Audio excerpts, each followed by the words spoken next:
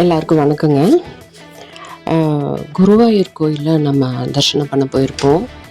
நல்ல கூட்டம் வரும், நிறைய பக்தர்மார் வர்றாங்க, அவங்களுடைய வேண்டுதல் நடக்குதுங்க, நிறைய அதிசயங்களும் நடக்குதுங்க. அதில் நடந்த ஒரு இன்சிடென்ட் பற்றி தாங்க நான் சொல்ல போகிறேன். ஒரு தடவை ஒரு 40-45 மதிக்கத்தக்க ஒருத்தர், வயசு மதிக்கத்தக்க ஒருத்தர் போகிறாரு, சாமி தரிசனம் எல்லாம் முடிக்கிறாரு.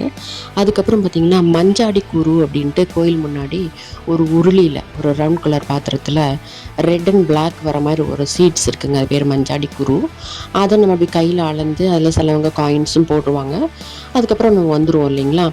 இவர் என்ன பண்ணியிருக்கார், வரும்போது ஒரு 5-6 குரு அந்த மஞ்சாடி அந்த சீட்ஸ் எடுத்துகிட்டு வந்துட்டார். வந்ததுக்கப்புறம் இவரும் ஒரு சுவாமிக்கு இந்த மாதிரி பூஜை பண்ணுறதுக்கெல்லாம் போகிறவருங்க.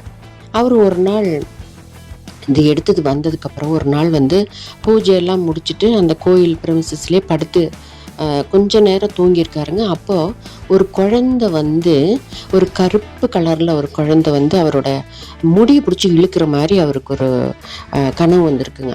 டக்குன்னு எணிச்சு பார்த்தோன்னா, அது பகல் டைம், எணிச்சு பார்த்தோன்னா யாரும் இல்லை. ஆனால் மற்றவங்கெல்லாம் இந்த மாதிரி அடுத்த பூஜைக்காக தயாராகிட்டு இருக்காங்க, இவர் கூட வந்த அந்த பூஜாரிங்க அவங்கெல்லாம். அப்புறம் இவர் அதுக்கப்புறம் பார்த்திங்கன்னா இவருக்கு நிறையா டிஸ்டர்பன்ஸ் வருது, தூக்கம் வர்றதில்ல, நிறைய கஷ்டங்கள் வருது.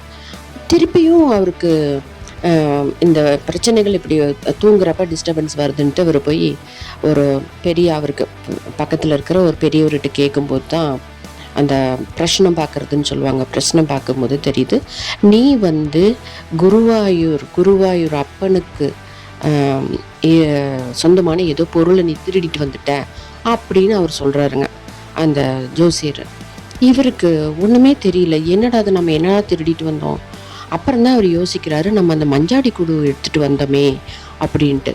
அதுக்கப்புறம்தான் இவர் போய் கிருஷ்ணர்கிட்ட சொல்கிறார், கோயிலுக்கு திருப்பியும் குருவாயூர் கோயிலுக்கு போய் அந்த சீட்ஸையும் அவர் கையில் இருக்கிறதையும் போட்டுட்டு அவர் கடவுள்கிட்ட வேண்டிக்கிறாரு. அப்போது கிருஷ்ணர் இவரோட கனவுல என்ன சொல்கிறாருங்க, இந்த மஞ்சாடி குரு நமக்கு பார்க்குறதுக்கு மஞ்சாடி குருவாக இருக்குது, அது அப்படி கிடையாது. இது ஒவ்வொன்றும் ஒவ்வொரு ஆத்மா, ஒவ்வொரு ஜீவராசிங்க. ஒரு எறும்பாக இருக்கலாம், ஒரு புலியாக இருக்கலாம், ஒரு யானையாக இருக்கலாம்.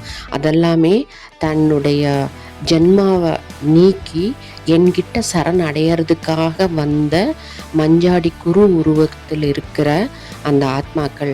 அது எங்கூட லயிக்கணும், எங்கூட சேரணுன்ட்டு அது ப்ரேயரோடு அங்கே உட்காந்துருக்கு. நீ அதை எடுத்துகிட்டு போனது தப்பு அப்படின்னு அவரை உணர்த்துறாங்க. இவரும் போய் கடவுள்கிட்ட மன்னிப்பு கேட்டு அந்த மஞ்சாடி கூறு அங்கேயே போட்டுட்டு, அது கூட இன்னும் கொஞ்சம் அந்த சீட்ஸ் கிடைக்குங்க நம்ம கேரளாவில், அதையும் எடுத்துகிட்டு போய் கோயிலில் போட்டு திருப்பி வேண்டிட்டு வந்திருக்காருங்க. எவ்வளோ ஆச்சரியமான விஷயம் பாருங்களேன்.